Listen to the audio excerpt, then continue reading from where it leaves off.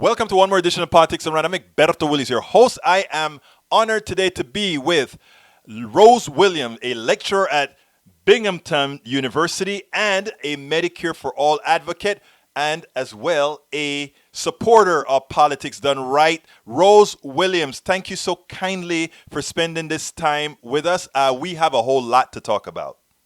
Thank you so much. I'm so happy to be here. Well, let me tell you, your story is going to be one of the myriad of stories that's going to make a difference to our body politic because Americans need to understand that what's going on here affects us all. And Yes. you have enough stories to tell Americans that many Americans themselves have lived it. But we have a Yes. problem, Rose. We have a problem. A big Americans love to problem. suffer in silence. And what we Yes. want to do is bring that out into the open. So I'm going to give the floor to you and ask you, tell me what insurance companies have done to you. Okay. Well, I think I'll start with one sort of anecdote. When my youngest son, who just had a birthday Monday, was born, I had to have a C-section. Hmm. Okay. And we put in all the paperwork. And I copied all the paperwork so I could make sure and verify that everything was correct. And I put it in. And a couple of weeks later, we get a letter in the mail saying that our claim was rejected, that the patient was not eligible for a C-section. I was like, what? So I called the insurance company and I said, what's going on? You know, I have this paper here. It says I'm not eligible. What do you mean? And so they tried to look it up and they said, we have no record of anything being sent to us. You know, you're mistaken. And I said, I Right. have the sheet right here. Okay. And they said, well, please resubmit it. So I resubmitted it. Well, I don't want to make I want to make a long story short. This went on for over 2 years. Wow. Over 2 years. And they kept on telling me that my insurance, the letter was, it was rejected, not eligible. And then I would call them and they would say, well, you just didn't submit the forms. I had copies, I sent it registered, all kinds of things. Well, finally, I called, and I'm getting desperate at this point. And I get on the phone with someone, and they said, "Well, I'm looking at this." And I said, "Please, everyone doesn't really want to follow this up. Will you please look up this number, find it, because everyone keeps on saying it was not filed. I filed it a million times." And so instead of just brushing me off, this kind woman looked up the number, right? And she said the problem was that for some reason someone had filed it. Like the paperwork I submitted was correct. Someone had filed it under my husband. Huh. And guess what? He's not eligible for a C-section. Right, right, right. Now, this went on for over 2 years. And I mean, you can't tell me that somebody in 2 years did not notice, or I mean, if that was the case, why didn't they come back at us and say, hey, this is fraud? And What? the question is, Rose, isn't Yeah. the private system supposed to be more efficient? Oh, yeah, right. And it isn't. I mean, this whole business about private versus public, I work at a state university. And if you see the folks that I work with and how hard we work and how we care for our students and how we spend so much time trying to keep up with current situations and spend all kinds of time, extra time that, we're not getting directly paid for, reading and working to hone our skills. Anyone who says that, oh, this only happens in the private sector, it's nonsense. It's absolute nonsense. But there was a period of time there, and it just seems like every time we turned around, we had more and more trouble with insurance. It was hilarious. Well, not really, because we were exhausted, right? We had 2 babies at home, and my younger son tended to get sick a lot. He had a lot of problems. And we would send in forms, and we would pay something, and then we get forms back months later saying that we owed this money, and we were getting double billed constantly. And then that takes time to follow it all up. And my own opinion was just that in some cases they were doing this on purpose, because who has the time to follow it up? And in other cases, uh, we had an insurance plan where, they negotiated with the doctors, they negotiated with the hospitals. So there was, if you had this insurance, it was this cost, right? And we would get a letter saying, well, your insurance only pays this much, and you owe this. Okay. In cases where it was negotiated, and we would check it out. We would call the hospital or the doctor and we'd say, what's going on here? And they would say, oh, they can't ask you for that money because you have this negotiated insurance. And they would just keep on sending bills, and then they would send you to collection agency. And I mean, it's invalid. It was totally invalid. So that went on for quite some time. I'll give you another example before I get into, I suppose, the most serious example. I had to have, actually a couple of little examples. I had arthroscopy on my on a knee, and I went for physical therapy. And every time I went, I paid my copay. There was one time that the woman who I had to give the payment to, I think she was out sick or something. And I remember at the very end of all this, I couldn't remember whether I remembered to pay double the next time or not. And so a month or so later, I get this bill for $650. Wow. And what is this for? Well, you didn't pay your copays. I said, well, I might have missed one, but I paid all the rest. And we had to go through all this nonsense to prove that, in fact, all of them, and there was one I was missing. All right. So when they finally did all the research and we got everything straight, but this took, days and hours on the telephone, and it's so wasteful. And time is money. Right. Time Well, they is expect a lot of people to just throw their hands up and say, "Let me just go Yeah, ahead and pay exactly. it," and that's how, Exactly. and that's what they do. And But we do it so many times. I will tell you, there were right, so many times where we just did it because we didn't have the time. We had sick kids. We had other things going on. Another thing that happened is I had surgery on my shoulder. I had a bone spur. And during the surgery, apparently, well, this is what I found out later. Apparently, they sliced through my vocal cord when they intubated me. wow, Yeah. And when I woke up, this is the first time I had surgery where my throat hurt worse than where I had the right, surgery. right, And I'm telling them there's something very wrong here. Very wrong. I could hardly speak, and my voice, the tones were going all over the place, and it was just crazy. And they said, "Oh, well, this happens, right? And then you'll get better in a couple of weeks. Just drink water." And then in a couple of weeks, it wasn't any better, if not worse. And I'm a lecturer. I'm trying to right. lecture, and my voice is going all over the place, from a croak to a high pitch to, I mean, it was horrible. And so I went to a doctor, and it was like, they deigned to have somebody like an ear, nose, throat look at you.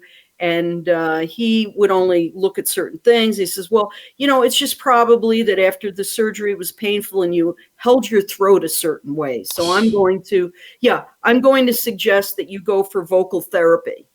And so they sent me to vocal therapy. And then they said, well, we're not going to cover it, though. Okay, we're not going to cover any of this. Really? Yeah. And it was like $400 to $600. And of course, it didn't do anything because that wasn't the problem. Right. And so, finally, I'm getting really perturbed about this, and it's affecting my ability to communicate. And I said, look, this is crazy.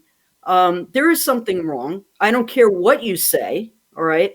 And so they sent me up to an out-of-network person, of course, Mm-hmm. who was in Syracuse.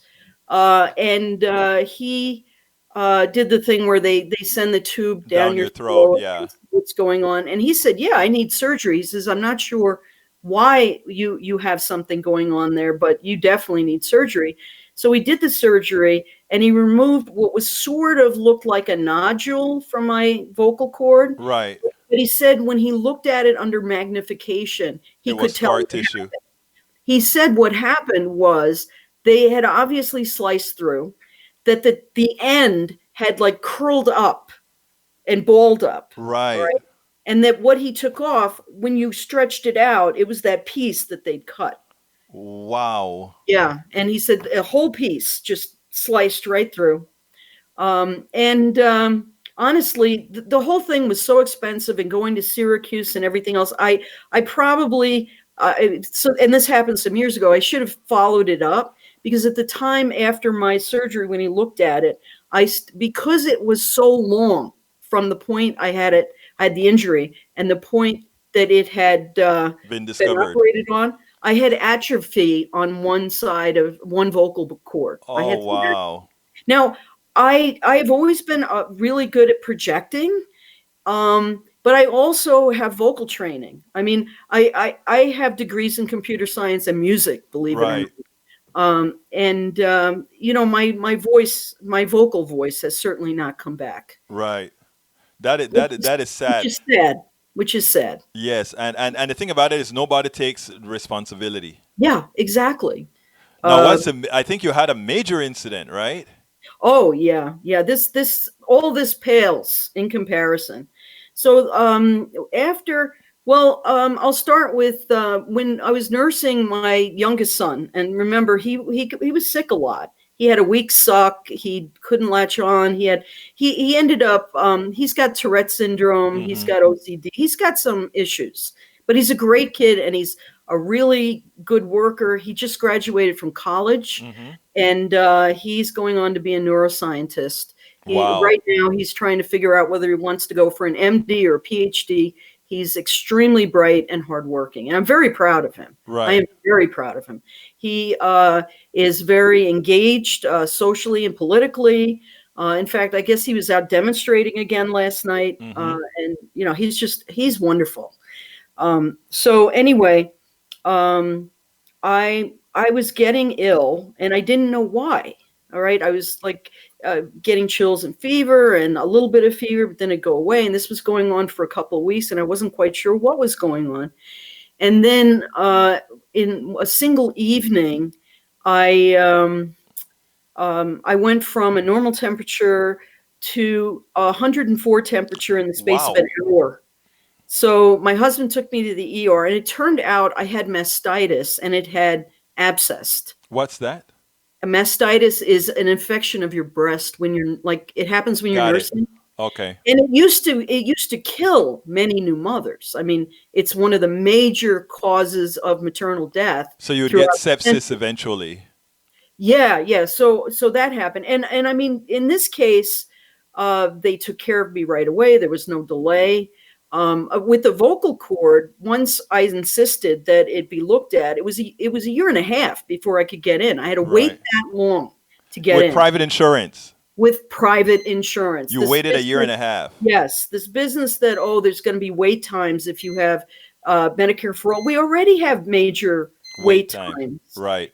In our area, if you have to see a specialist, you're going to be waiting months. All right, you're not going to be waiting days or weeks Right. unless it's something really serious. So anyway, I was treated. It was very serious because it got into my blood, and they had to put me on, Strong uh, antibiotics. yeah, like right in your vein, and this went on until like half the day the next day. But I mean, I think I could have died of sepsis at this Right. point. So I recovered, but I kept on having trouble with that breast for a number of years afterwards. And then I for about 2.5 years, I started getting bite a bullet pain in the same breast. Mm-hmm. Okay, no problem with the right one, just the left one. And I mean bite a bullet. It felt literally like the alien was in my body and was eating its way out. Right. Um, and I didn't know what was happening. And I went to the doctor, and I said, "Look, I don't know what's happening, but this is unbearable. Whatever it is, it's unbearable."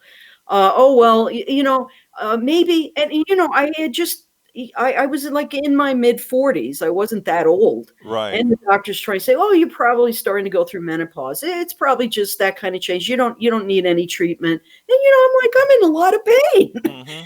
But it's like, oh, it's nothing. When was your last mammogram, and when is your next one due? And okay, well, we'll check it then. We'll be sure to check. And this went on, like I said, for over 2.5 years. Just pat Wow. me, pat me on the head and say, oh, I'm sure it's not that important. and blah blah blah. Um, so finally, um, I discovered what appeared to be a lump. Now, I don't. You may not know a whole lot about this, being a fella, but it turns out that women are supposed to do monthly breast Breast exams. exams. Yeah, I And sure by did the know way, that. Yeah. this may save a woman's life, and I kid you not. All right, I used to go for the mammograms and tell the woman, she'd say, "Do you do your monthly exams?" And I would say, "Why?" To find a lump. I mean, I have lumps all the time. They're cysts, right? Right. And she said, yes, but she said the thing that you don't realize right now is a cancerous tumor feels completely different. And the reason you do the self-examination is that you become familiar. If it's all lumpy, whatever, but it feels the same, it's okay. She said, if you ever get a lump that is cancerous and not a You'll cyst, know the difference. she said it will jump out at you like like you won't believe. And she said, trust me on this and continue. So that I made a practice of doing this on her word. Right. So November rolls around and I find it's like, oh my goodness, this doesn't feel right. And the other thing she said was, as you go through your monthly cycle, Mm-hmm. it gets worse, and then you have the end of your cycle, and then it clears up, and then it gets worse the next time, Right. uh, and that's normal. If it does that, then don't worry about it. It's a cyst. But if it doesn't, if it remains the same throughout your cycle, unchanging, that's what you have to worry about. So I figured, well, I'm not going to panic. I'm not going to run off and call the doctor. I'm going to go through a month and see what's happening. And I realized that it was just as she said. First of all, it jumped out at me the very Mm-hmm. first time. Second of all, it did not change. It just, it was like, it was almost like a round eraser. Right. You know what I'm saying? The kind of Right. texture. I remember those. Yeah. Yeah, yeah. And then uh so I called up my doctor and I said, look, I've discovered, I went through what I had done and that how I knew it was different. And he's like, oh, well, you're probably getting very close to menopause. This was his thing for everything. And well, you've got your mammogram is due in February, so don't worry too much. Well, I'm like, why am I waiting till February? And he says, well, you know something, if anything changes at all, you call me and I will get you in right away. And so then December, January rolls around, very beginning of January, end of December. I wake up one morning with that pain, that Mm-hmm. biteable pain, and I'm clutching my breast. And I realize that, oh, there's not one, there's two, Oh right? God. And there's a bigger one, you know, on the side. And I'm thinking, oh my gosh, this is crazy. So I called him up, and again, I get the same kind of thing. Oh, well, it's pretty close to when your mammogram is. Don't worry. And and He was looking at what his cost is going to be out of. exactly, because Yes. the insurance company, if they don't order tests, they get a bonus. Exactly. Also, and I didn't know any of this until I Right. talked with nurses afterwards. The other thing is that he's supposed to not let me get an image or whatever until the time is my yearly time, right? That was Right. February. And Right. that's why he wasn't moving forward. So the next thing is within days, I get this itching and it was like making me crazy all on one side, and always all of this stuff always on one side, and I couldn't, this is crazy, what is going on? And then I started getting kind of a red rash that Uh-oh. spread all over, and then my skin started turning in one place thick and leathery and pitted. Right. The term is It peau was d'orange. breaking through. It was breaking through. Yeah, and so my skin started doing that, and part of my skin was getting thick and leathery and pitted, and on the side, it looked like rotted fruit. You know how Right. it Well, pushes actually, in I've seen and it those things on. darkens. I've seen those on when you have breast cancer that Yeah. isn't taken care of, they Yeah. break out. I've seen those Yes. pictures. Yes. And so I called him and I said, look, this is happening now. You can't tell me there isn't a problem. And he's like, well, I'll call them and see if I can get you in sooner. And he calls me back and he says, no, they're all booked up. They can't get you in, which found out later was a lie. Yes, it's a lie. Yeah. That was criminal. Yeah. Yeah. So, anyway, I finally had a mammogram on February 14th, Valentine's Day, Uh huh. in 2003. And and I said to the woman who was doing it, I says, "Does this look normal to you?" And I mean, she looked horrified, but they can't say anything. Right. So I had the mammogram, and I have this letter that they sent me. Oh, congratulations, your tests were all normal. Blah blah blah blah. And I look like I'm about, like a piece of me is going to fall off. Right. And he calls me. He says everything's fine. I said no, it's not. It's not. He said, well, one thing that it showed is you might have. He used some silly term like a complex cyst or something, and I said this is more than a complex cyst. Well, so at this point I was arguing with him, and he deigned to let me see a surgeon to get a needle biopsy. All right. Now, it's obvious I have external symptoms. I knew what it was, and I'm not Right. a doctor. I knew what it was. And I went for this needle biopsy. The surgeon came in. He took one look at me, and I could see the look of horror on his face, On which he whose face? It? Your doctor, the surgeon the surgeon. Yeah. surgeon, because he's told, oh, he's got to do this needle biopsy. He comes in to do it, and he looks at me, and I mean, I could see he was just horrified. But he doesn't want to panic me. He was a very kind, very wonderful surgeon. Okay, Right. and so he But wait, let gen- me ask you: did your doctor see the breasts? no, he didn't bother. He didn't bother. Okay. But again, it's all about what you're supposed to do. What are the protocols? All For right. the The money? protocols Yeah, were, exactly. if there was nothing in the mammogram, my last mammogram, there was no reason to do anything before my next mammogram. And that's the protocol. He was strictly going by the protocol, obviously not written by any medical professional. Right.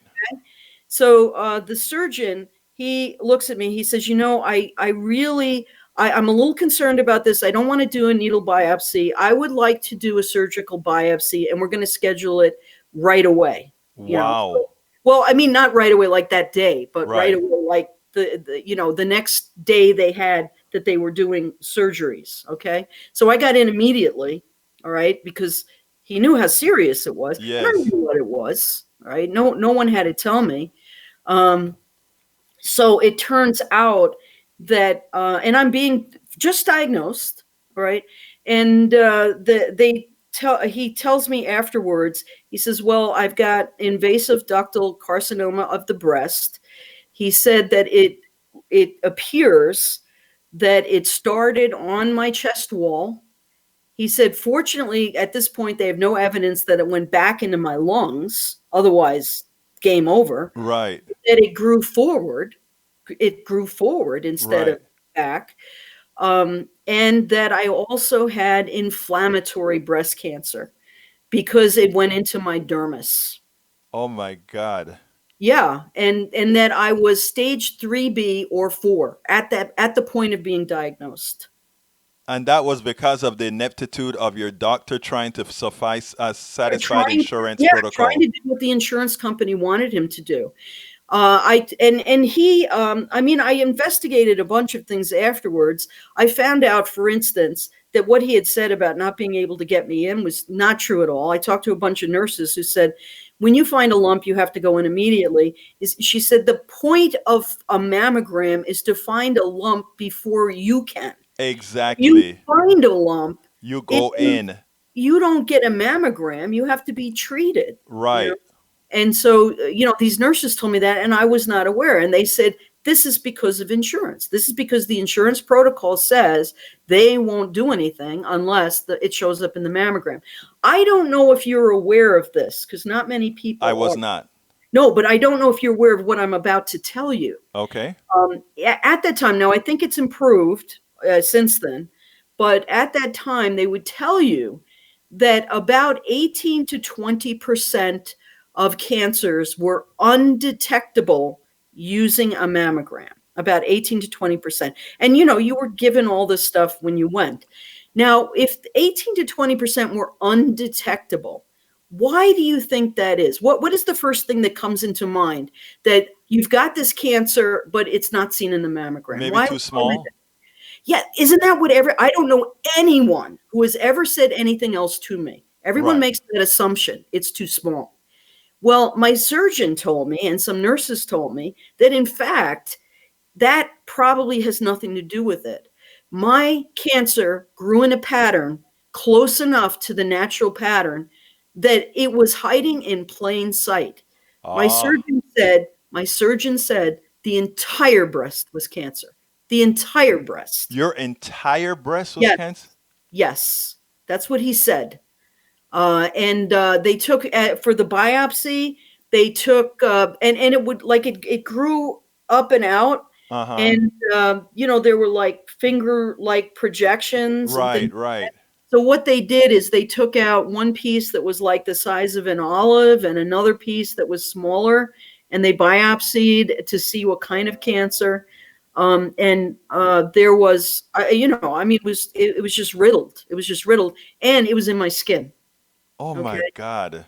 So I was immediately, so here's where you get good doctors who don't care about the insurance, okay, but at this point I'm diagnosed, so they can do something. Before this diagnosis, they couldn't do anything. He gets me into the oncologist the following week, who sends me for a full body scan and starts me on chemo.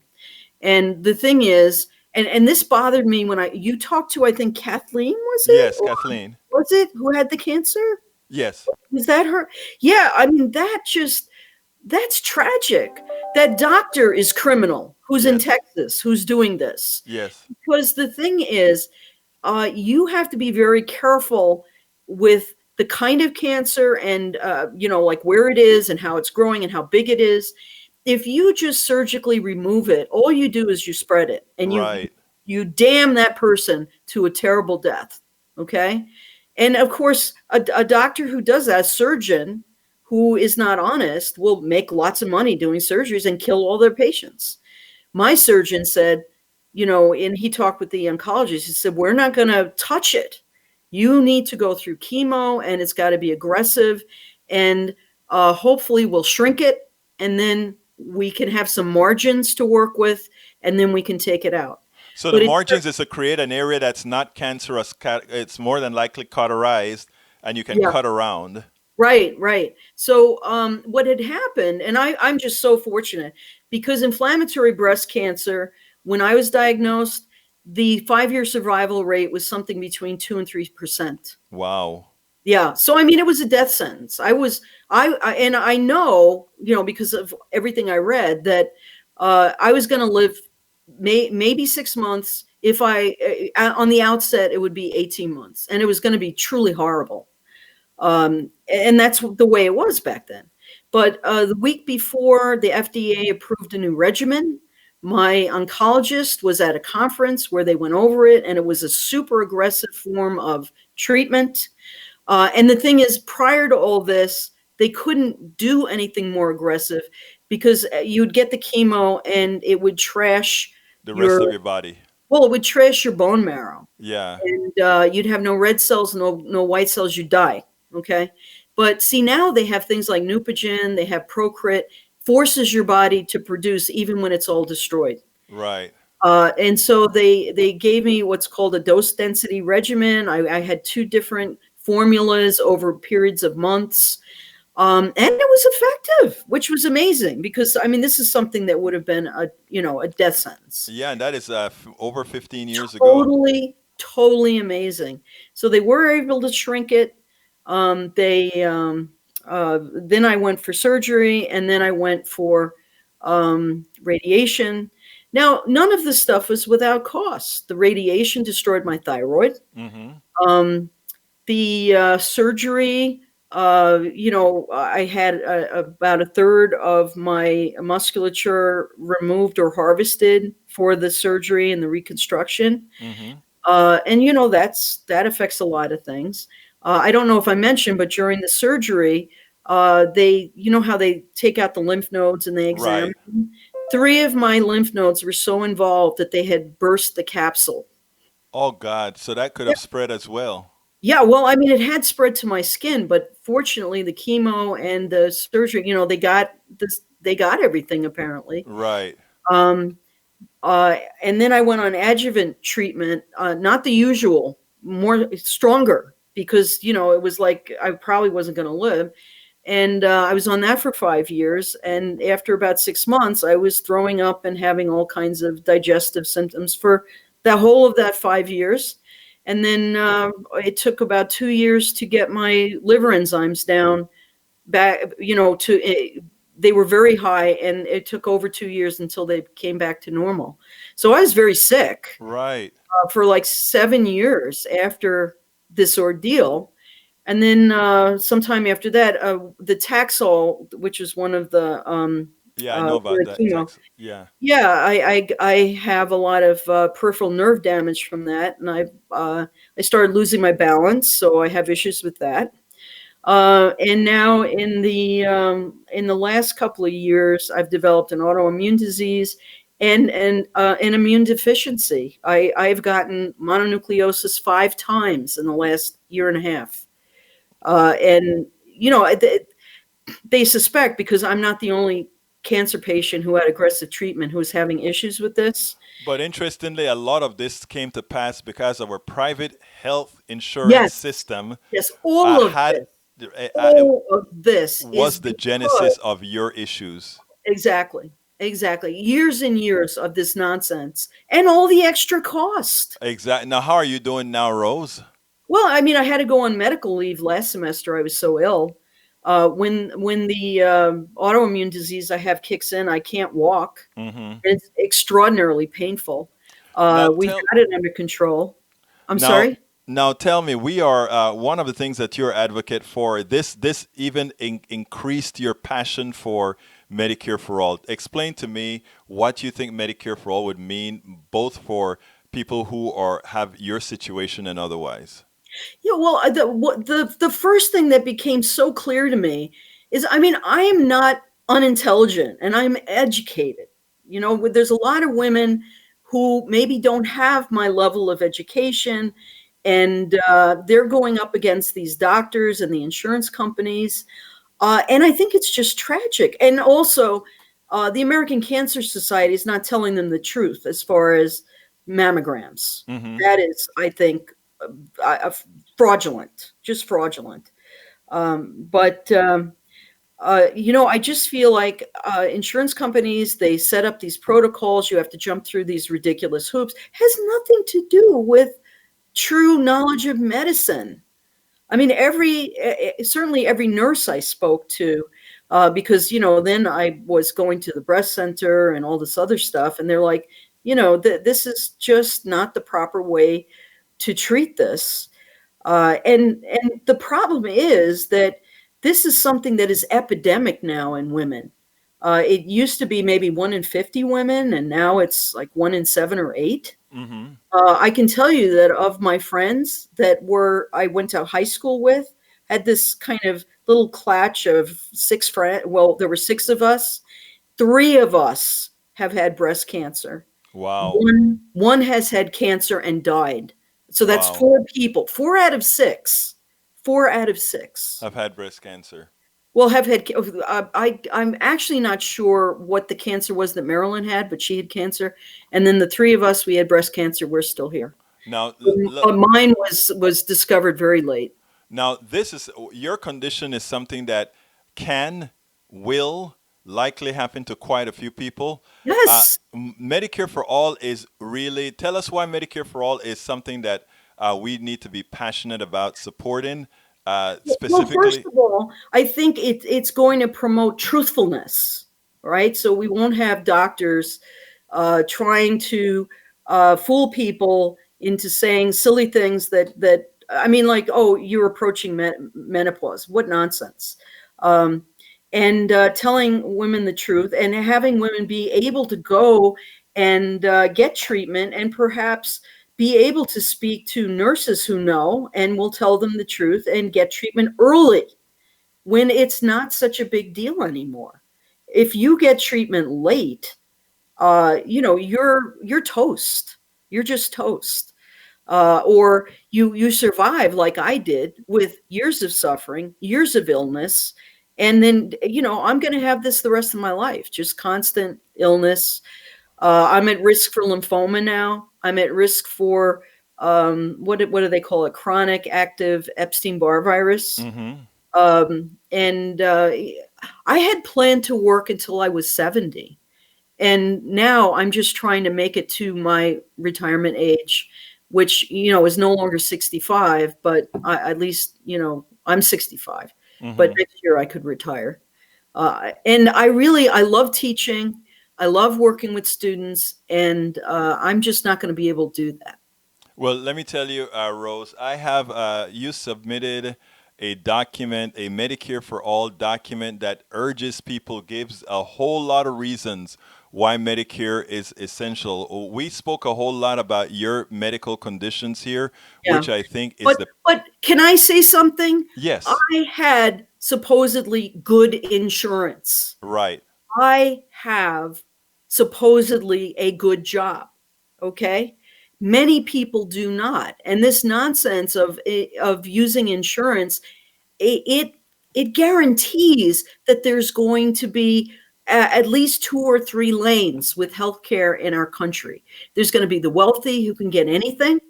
There's going to be people in my situation who have, what we call decent insurance, what we call a decent salary, etc. That okay, we may get diagnosed late, but we survive. And then there's going to be those who just don't. Basically, the people that the insurance companies don't care about. Uh, right. those who are poor. We have so many homeless in this country. Um, we have minorities who aren't getting a fair shake. It's all this inequality and unfairness, and it's unacceptable in a country like this. It's just unacceptable. Why do we allow it? Well, I mean, that's the reason why I wanted to have you telling your stories because stories are better than anything else. Because within your story, people can actually see what their life could be, what can happen to them. Now, what Yeah. I'm going to do is that document that you prepared with your son, excellent Hmm. document. Along with this video telling your stories, we're going to Hmm. make that a part of a part of this particular post. But Great.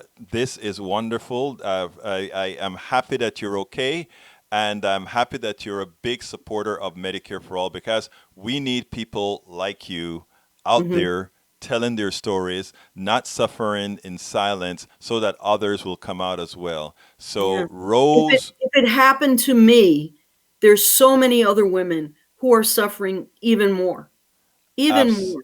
Absolutely. Rose Williams, lecturer at Binghamton University and Medicare for All advocate. Thank you so kindly for spending your time with us, and Thank you. we'll do this again.